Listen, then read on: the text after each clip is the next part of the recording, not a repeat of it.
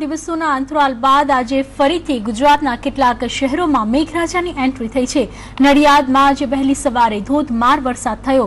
ભારે પવન સાથે વરસાદ જે આવ્યો તેને કારણે લોકોને ગરમીમાંથી રાહત મળી।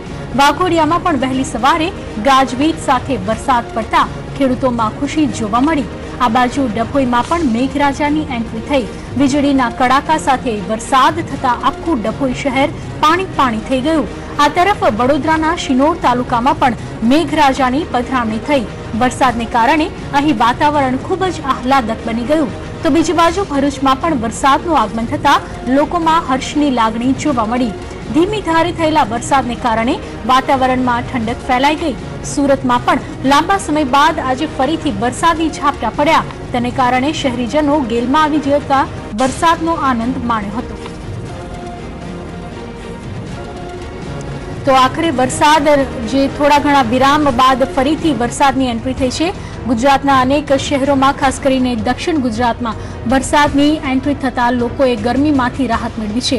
પાણી ભરાવાના દ્રશ્યો પણ ઘણા શહેરો અને ગામોમાં જોવા મળ્યા। જો કે જે ગરમીથી લોકો પરેશાન થતા હતા તેમાં વરસાદની એન્ટ્રીને કારણે રાહત મળી છે।